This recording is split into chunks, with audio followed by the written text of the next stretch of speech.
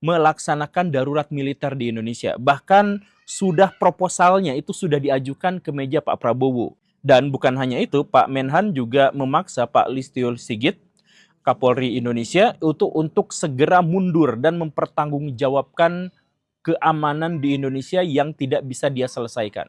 Jadi ada amarah di antara para pejabat-pejabat publik kita itu. Assalamualaikum Beda, selamat datang kembali di Guru Gembel Channel. 30 Agustus tahun 2025 di Kendal dibentuklah grup WA yang terdiri dari 1.000 orang yang masuk ke sana dengan atau tanpa dikehendaki oleh pemiliknya. Apa tujuan dari grup WA itu? Adalah ajakan untuk melakukan tindakan kekerasan dan pengerusakan terhadap fasilitas-fasilitas DPRD di Kota Kendal. Satu hal yang sangat mengerikan pada waktu itu, dan anggotanya siapa yang direkrut itu adalah anak-anak remaja antara 13 sampai 17 tahun saja. Nah, siapa yang kemudian akhirnya diketahui sebagai orang yang membentuk grup itu atas nama Pak Kopral Kepala Angkatan Laut Suratmin yang berusia 48 tahun dengan nomor handphone sebagai berikut: 085 959 92 sekian-sekian. Polisi langsung bergerak dan menyelidiki siapa orang yang dimaksud itu. Dan ternyata diketahui bahwa orang yang dimaksud itu sudah bikin 3 grup sekaligus dalam waktu 1 hari dengan anggota grup WA yang cukup banyak. Dilakukannya itu 1 di Kendal, 2 di Pati, 3 di Jakarta. 3-tiganya sama untuk melakukan pengrusakan terhadap fasilitas-fasilitas pemerintahan dan atau parlemen di Indonesia. Pak Suratmin kemudian dicari, dilacak berdasarkan nomor handphonenya, dilacak, ketahuan ada rumahnya, ada RT RW-nya, dan lain sebagainya. Tapi luar biasanya adalah ketika didatangin ke rumah yang dimaksud, ternyata tidak ada yang namanya Suratmin di situ. Bahkan warga-warga di sana tidak pernah tahu bahwa di sana itu ada TNI Angkatan Laut. Jadi ada 2 kemungkinan di sini. Nama Suratmin memang benar-benar ada dan pada waktu itu memang benar-benar melakukan provokasi, tetapi memiliki kelihayan yang luar biasa sehingga ketika dicari oleh polisi tidak pernah ditemukan. Yang kedua adalah TNI Angkatan Laut dalam hal ini difitnah, diframing seakan-akan bikin kerusuhan, padahal namanya, alamatnya, orangnya tidak pernah benar-benar faktual. Jadi itu dusta belaka. Silakan Baraya berpikir mana yang benar di antara 2 versi itu, tapi saya punya lebih banyak cerita lagi belakangnya. Masih di tanggal yang sama, tanggal 30 Agustus itu ada 2 orang, setidaknya ada 2 orang intel TNI yang ditangkap oleh Brimob. Yang pertama bawa modem, yang keduanya ketahuan sedang berupaya untuk membakar fasilitas dari kepolisian. Nah, 2 orang ini kemudian mengaku sebagai intel TNI dan setelah ditangkap kemudian diomong-omongin, mereka mengatakan ya kami memang intel tapi kami datang di sini bukan untuk memprovokasi, bukan untuk melakukan pengrusakan, kami di sini justru untuk memetakan kondisi, situasi dan kondisi. Kami kan intel gitu ya dan sebagainya. Hal yang cukup mengejutkan adalah bahwa polisi yang biasanya segan terhadap TNI ini justru malah mempublikasikannya, memviralkan termasuk juga nomor KTA-nya. Kartu tanda anggota TNI-nya. Yang jadi masalah yang menjadi cukup janggal dalam hal ini juga adalah yang pertama adalah emang kalau Intel dia melakukan aksi spionase bawa KTA gitu. Iya, itu sih cukup janggal untuk saya gitu ya. Itu yang pertama. Kemudian yang keduanya itu adalah polisi kenapa tidak bisa mengkoordinasi, tidak bisa berkoordinasi, maksudnya kalau itu memang benar-benar intel, kemudian dia sedang memetakan, nah harusnya kan ada koordinasi dengan polisi biar nggak salah tangkap seperti ini, kemudian dipublikasikan, diviralkan. Ini aneh gitu. Ini bagi saya benar-benar aneh. Jadi Baraya begini ya, TNI, polisi, pejabat itu takut banget sama yang viral-viral. Kita tahu itu. Mereka tidak takut pada apapun kecuali kalau diviralkan. Nah, tapi dalam hal ini kenapa mereka justru malah memviralkan sesuatu yang justru menjadi aib mereka gitu. Bagaimana menurut Baraya? Saya berharap Baraya menunda dulu kesimpulannya karena ini penting. Menunda kesimpulan itu benar-benar penting. Saya punya beberapa cerita lagi. Ada warga sipil namanya Pak Mugianto. Pak Mugianto itu ketangkap oleh polisi ketika dia melakukan pengerusakan pada sejumlah fasilitas umum. Dia ditanya, diinterogasi, siapa yang nyuruh? Yang nyuruhnya itu namanya adalah Bayu berusia 24 tahun. Mau tahu nomornya, nomor HP-nya? Bayu yang berusia 24 tahun itu ternyata adalah putra dari seorang perwira TNI yang namanya adalah Pak Peltu Purwanto. Begitu. Nah, balik lagi, apakah Pak Sugianto ini sebenarnya memang disuruh oleh Pak Purwanto, atau ketika dia ditanya, dia bikin operasi bendera palsu, di mana dia disuruh oleh seseorang, tetapi mengaku sebagai seseorang yang lain, untuk mengecoh, untuk membuat bosnya justru tidak ketahuan. Bisa juga seperti itu. Oke, lanjut, ada cerita lagi, ada cerita dari Ibu Setiawati. Ibu Setiawati ini, dia mengumpulkan demonstran. Bahkan dia rela membayar, satu orang demonstran dia bayar Rp62.500 dibagikan kepada orang-orang itu untuk melakukan pengerusakan, penjarahan, pembakaran terhadap fasilitas-fasilitas tertentu yang dia sudah tuduh. Dia juga sebelumnya sudah melakukan upaya provokasi ini dengan iming-iming Rp50.000 terhadap para demonstran yang tersulut emosinya. Dia juga adalah seorang istri dari perwira TNI. Kemudian ketika dilacak, dicari-cari, pas ditanya, ternyata beda lagi ceritanya. Ternyata orang yang dimaksud katanya bukan istri dari seorang anggota TNI. Justru malah dia itu adalah janda dan dia sedang dagang. Nah, jadi ada begitu banyak cerita-cerita yang cukup membingungkan dalam hal ini. Apakah TNI memang biang dari kerusuhan ini? Ataukah dia diplot, diframing oleh pihak yang lain yang menghendaki agar TNI itu dilemahkan? Nah, luar biasanya adalah ini juga ada cerita plot twist di balik plot twist lagi. Bersamaan dengan tanggal-tanggal yang tadi saya sebutkan, Pak Syafri Syamsuddin, Menhan kita, itu tiba-tiba memaksa kepada Pak Prabowo Subianto untuk segera melaksanakan darurat militer di Indonesia. Bahkan sudah proposalnya itu sudah diajukan ke meja Pak Prabowo, keamanan di Indonesia yang tidak bisa dia selesaikan. Jadi ada amarah di antara para pejabat-pejabat publik kita itu. Dan darurat militer itu sempat dipaksakan sampai akhirnya ditahan oleh Pak Dasko. Nah, Pak Sufmi Dasko itu berdebat cukup hebat dengan Pak Syafri Syamsuddin, apakah Indonesia harus melaksanakan darurat militer atau tidak. Pak Dasko itu mengatakan kalau Indonesia menerapkan darurat militer, maka kemarahan rakyat Indonesia akan menjadi semakin besar dan itu akan diarahkan kepada Pak Prabowo dan itu akan mendelegitimasi pemerintahan Pak Prabowo dan itu dampaknya akan menjadi sangat-sangat buruk. Sehingga Pak Dasko langsung memutuskan, Pak Menhan jangan buru-buru titik sampai sini gitu ya. Selesai, jangan macam-macam gitu ya. Ada perdebatan hebat di antara mereka. Begitu. Jadi apakah Baraya sudah menyimpulkan bahwa pelakunya adalah TNI? Nah, sayang sekali luar biasanya adalah berita tentang perdebatan antara Pak Dasko dengan Pak Syafri itu hanya bisa saya temukan di satu media saja, yaitu Tempo. Tidak ada media yang lain yang memberitakan itu. Bahkan berita-berita yang lain justru menyangkal itu. Nah, jadi dalam hal ini, A, kemungkinannya adalah TNI memang benar-benar berniat untuk melakukan darurat militer, atau B, sebenarnya TNI difitnah. Salah satunya adalah oleh Tempo. Tempo dalam hal ini kita ketahui sebagai media di Indonesia yang selalu mengkritik pemerintah dan memiliki afiliasi yang sangat kuat dengan media-media di dunia internasional. Media-media globalis yang memperjuangkan hak asasi manusia, liberalisme, dan lain sebagainya. Baraya tentu saja sudah tahu reputasi Tempo itu seperti apa. Nah, tapi balik lagi, apakah Tempo yang salah ataukah dia yang menyebar fitnah, menyebar framing, atau memang sebenarnya dialah satu-satunya media yang tidak sanggup dibayar oleh pemerintah di Indonesia, oleh elit-elit politik di Indonesia, sehingga dialah yang memberitakan kebenaran satu-satunya di Indonesia. Kita kembali pada para perusuh tadi, siapa sesungguhnya yang mendorongnya.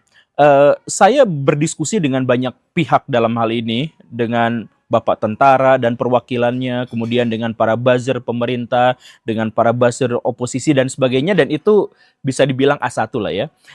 Saya berdiskusi dengan banyak, dan luar biasanya adalah kebanyakan di antara mereka juga nampaknya tidak tahu apa yang sebenarnya terjadi. Gitu. Makanya saya langsung balik lagi ke informan saya, Mamang-Mamang Ojol di Jakarta. Nah, Mamang-Mamang Ojol itu menceritakan bahwa mereka itu pernah demo satu waktu, dan dia dan teman-teman ojolnya pernah memergoki ada sekelompok remaja usia 17 sampai 25-an, usia nanggung seperti itu, yang didatangkan dari Tangerang bawa molotov. Tapi karena pada waktu itu ojol tidak berani untuk melakukan, ya karena takut bahaya lah ya. Jadi mereka hanya menyaksikan saja bahwa memang ada orang-orang yang melakukan itu. Dan ojol itu fokus pada penyelamatan. Jadi pada waktu itu kan ada yang demo, ada yang lemes, ada yang pingsan, ada yang ditimpuk gas air mata dan sebagainya. Dan ambulans susah masuk. Itu ternyata para ojol-ojol itulah yang berkontribusi untuk menyelamatkan mereka dan kemudian membawa ke tempat yang lebih aman, bahkan membawanya ke ambulan gitu. Itu teman-teman ojol, itu saya ucapkan terima kasih. Tapi di antara kekacauan ini lagi-lagi ada satu yang bisa kita tegaskan, bahwa demonstrasi itu demonstrasi, tetapi dia sepenuhnya terpisah dengan para perusuh. Siapa perusuh ini? Perusuhnya jelas sistematis, jelas kuat, jelas hebat, jelas ada yang mengkoordinasikannya dan ada yang mengkomandonya, bahkan ada yang membiayainya. Siapa itu? Saya menunda sekali lagi ya, saya mengajak Baraya untuk menunda kesimpulan karena itu bukan bagian paling pentingnya. Bagian yang paling pentingnya itu adalah bagaimana caranya agar chaosnya tidak terjadi berkelanjutan dan agar Indonesia itu menjadi baik-baik saja. Saya telah memetakan dalam hal ini ada 7 elemen dari semua ini yang terlibat dan kadang-kadang bekerja sama, tetapi satu sama lain sebenarnya mereka memiliki kepentingan yang sangat-sangat berbeda. Dan inilah yang menjadi pemicu kenapa orang-orang yang ada di sini, pihak-pihak itu tidak tahu apa-apa gitu. Karena mereka tuh saling menunggangi satu sama lain, sehingga satu pihak tidak tahu apakah saya juga ditunggangi atau saya sedang menunggangi gitu. Tapi ada 7 kelompok yang saya maksud ini. Nomor 1 adalah para demonstran asli. Ini terdiri dari aliansi masyarakat yang begini dan begitu, aktivis, kemudian mahasiswa, kemudian buruh, kemudian ojol yang kemarin. Itu adalah kelompok yang murni untuk demonstrasi. Mereka tidak ingin merusak, mereka tidak ingin mengacau, mereka hanya ingin menuntut keadilan, mereka hanya ingin marah pada DPR dan pemerintah, dan mereka hanya ingin Indonesia menjadi lebih baik. Itu adalah kelompok demonstran yang pertama. Kemudian kelompok yang kedua, itu adalah kelompok pembenci pemerintah. Kelompok pembenci pemerintah itu adalah diantaranya mereka yang sudah nyoblos Pak Prabowo tapi dikecewakan dengan peristiwa akhir-akhir ini, atau yang kemarin itu kalah dalam pemilu dan kemudian marah-marah. Mereka, sebagian kecil di antara mereka, membangun sebuah koalisi dan memanfaatkan momentum untuk marah-marah besar terhadap pemerintah. Itu kelompok yang kedua. Kemudian kelompok yang ketiga, ini kelompok para penjahat, ada mafia, ada koruptor, ada oligarki di dalam dan di luar negeri. Dan tujuan mereka itu memang benar-benar menciptakan Indonesia untuk menjadi chaos. Nah, kenapa seperti itu? Nah, ini juga ternyata di sini tuh terdiri dari banyak kepentingan. Misalkan para koruptor. Para koruptor itu menghendaki Indonesia chaos agar mereka bisa memiliki kesempatan untuk melarikan diri dari perburuan para koruptor, yang sekarang memang agak lebih gencar daripada yang sebelumnya. Kemudian para oligark-oligark dari internasional itu ada yang pengen menjatuhkan saham di Indonesia sehingga mereka bisa memborongnya. Kemarin kan saya posting gitu ya. Ada macam-macam lah. Nah, jadi ada begitu banyak orang-orang jahat yang ada di sini dan mereka punya kepentingan yang berbeda-beda, tapi mereka memanfaatkan satu momentum yang sama, chaos. Dan mereka sangat berkepentingan kalau Indonesia itu chaos. Kemudian ada kelompok yang keempat. Kelompok yang keempat itu adalah para ideolog. Para ideolog itu adalah kelompok sayap kanan, ya begitu ya, kelompok sayap kiri yang ingin agar Indonesia itu lebih maju, lebih mandiri, lebih berdikari, lebih liberal, lebih humanis, dan lain sebagainya. Jadi mereka komplain terhadap pemerintahan Pak Prabowo yang dianggap represif, dianggap tidak sesuai dengan kepentingan rakyat dan sebagainya. Tapi mereka itu ideologinya adalah ideologi tertentu juga gitu, dari luar. Nah, dalam hal ini Tempo bisa kita masukkan ke dalam salah satu kategori itu, di mana dia itu memang kita mengetahui bersama lah ya, dia memperjuangkan kebebasan, dia memperjuangkan liberalisme yang seperti itu, dan ada dugaan juga dia berafiliasi dengan kelompok tertentu. Tapi intinya niatnya dalam hal ini, kelompok yang ini tuh sebenarnya adalah kelompok yang baik. Kelompok baik versi dia, karena dia punya ideologi tertentu gitu. Nah, itu adalah kelompok yang keempat. Kemudian kelompok yang kelima itu ada para politisi. Nah, para politisi ini, ada politisi yang mencoba untuk mengamankan diri mereka sendiri dan ada yang mengamankan Pak Prabowo. Yang mengamankan diri sendiri itu diantaranya adalah dari PAN, dari Nasdem gitu. Jadi ketika Pak Ahmad Syahroni dimarahin, ketika Eko Patrio dimarahin, dia langsung putus, cut, saya cuci tangan gitu ya. Pokoknya orang-orang kayak gitu sudah kami pecat dan kami sudah tidak ikut bersalah lagi, yang kayak gitulah ya. Ada politisi-politisi yang seperti itu, ada polisi yang mengamankan diri dengan mendekati kepada Pak Prabowo dan sebagainya. Kemudian ada kelompok juga, kelompok TNI dan Polri, pihak-pihak yang mencoba mengamankan Indonesia, tapi mereka juga sebenarnya disusupi oleh kelompok-kelompok yang tidak jelas, atau ada di antara faksi-faksi di antara mereka itu yang memang menginginkan chaos. Kita tidak tahu, tapi yang jelas ada seperti itu. Dan ini tuh harus kita garis bawahi begini Baraya, kayak dulu lah peristiwa G30S. Yang menangkap jenderal-jenderal itu semuanya tanpa kecuali itu tentara. Tapi apakah peristiwa G30S itu adalah proyeknya tentara? Ya belum tentu juga gitu. Nah inilah yang akhirnya, kalau misalkan saya mengatakan bahwa dalam hal ini mungkin ada kemungkinan besar itu adalah tentara, bukan berarti seluruh tentara menginginkan itu, tapi ada faksi-faksi di antara tentara itu yang memiliki kepentingan-kepentingan. Bisa aja kepentingannya berkelindan dengan kelompok-kelompok yang tadi saya sebutkan.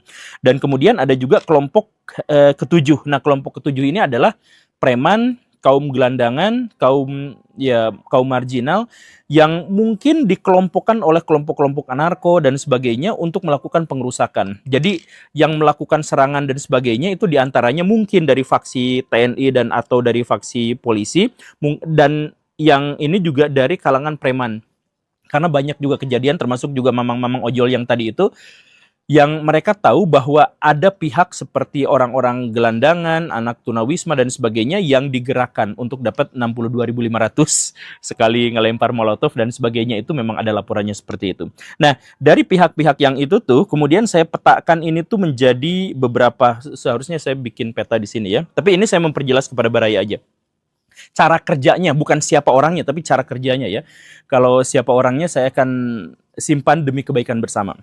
Cara kerjanya adalah sebagai berikut.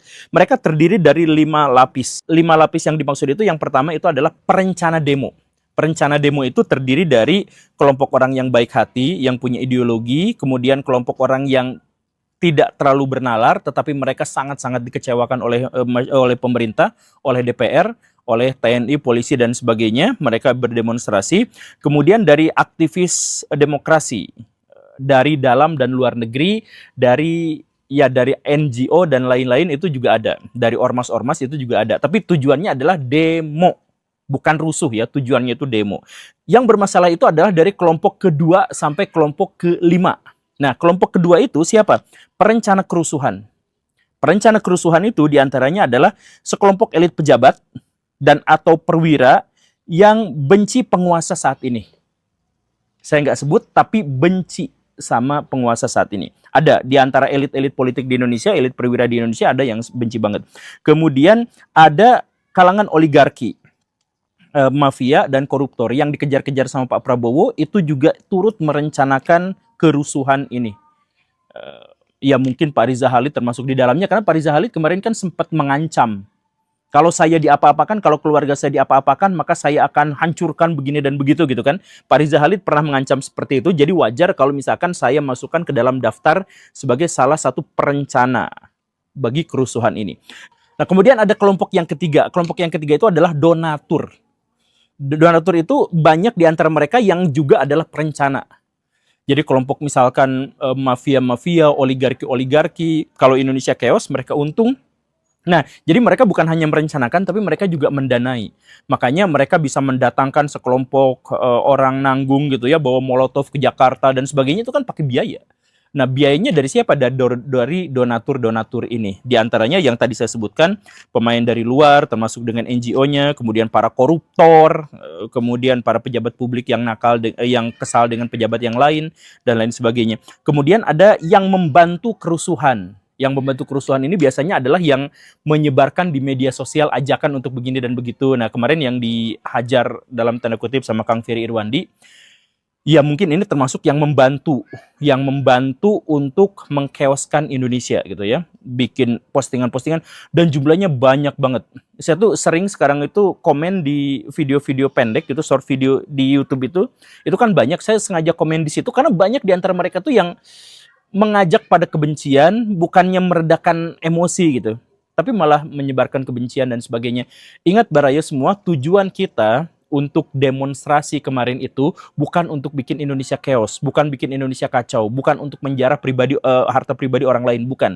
Tapi untuk menghajar para koruptor, orang-orang jahat dengan misalkan undang-undang perampasan aset atau misalkan transparansi anggaran dan sebagainya. Itu tujuan kita tuh itu. Jangan sampai belok. Tapi ada dari pembantu-pembantu yang mencoba merusuhkan Indonesia, itu justru membelokkan wacana. Yaitu tadi yang akhirnya awalnya nih, bayangkan ya, awalnya kekesalan kita pada DPR, kemudian pindah kepada pembubaran DPR, kemudian pindah lagi pada serangan kepada polisi, kemudian serangan lagi kepada TNI, kemudian nanti pada Prabowo dan sebagainya.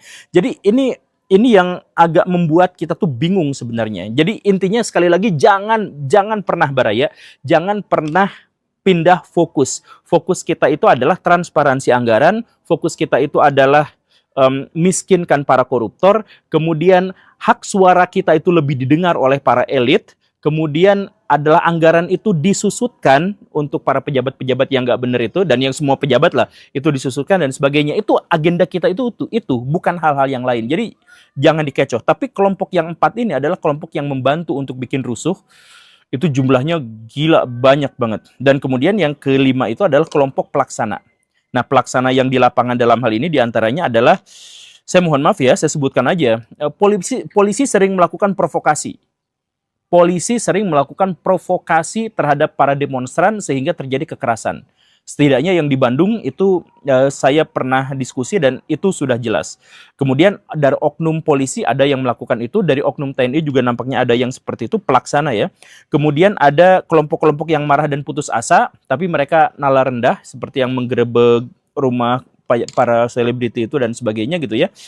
Itu adalah kelompok yang dikendalikan, diprovokasi, dan mereka semua kemarin juga sudah melakukan, sudah mengeluarkan pernyataan bahwa mereka diprovokasi gitu ya. Itu sudah jelas. Dan kemudian ada kelompok-kelompok yang profesional tapi kita tidak tahu siapa mereka. Apakah antek asing atau antek dari negara kita sendiri, kita tidak tahu, tapi yang jelas mereka adalah kelompok profesional. Nah, jadi sekali lagi yang ingin saya tekankan kepada Baraya adalah ini adalah fog of war, zaman di mana kita semuanya tertutup kabut sehingga tidak ada yang benar dan tidak ada yang salah. Maka saya ngajak semua Baraya untuk tenang, untuk cooling down. Sekarang udah stay, udah santuy, tapi ingat ya, tapi sekarang tuh udah santai, udah agak reda, tapi hati-hati banget. Karena mereka masih punya kekuasaan, mereka masih punya power, sehingga mereka bisa aja bergerak lagi. Jadi tetap fokus pada tujuan kita untuk membersihkan Indonesia dari para tikus-tikus jahat, dari para koruptor, dari orang-orang yang memanfaatkan jabatannya. Fokus kita tuh ke situ. Soal kemarahan kita dilampiaskan kepada begini dan begitu dan sebagainya, mohon jangan mudah diprovokasi. Oke, Baraya itu saja. Terima kasih karena sudah menyimak. Saya Guru Gembul. Assalamualaikum warahmatullahi wabarakatuh.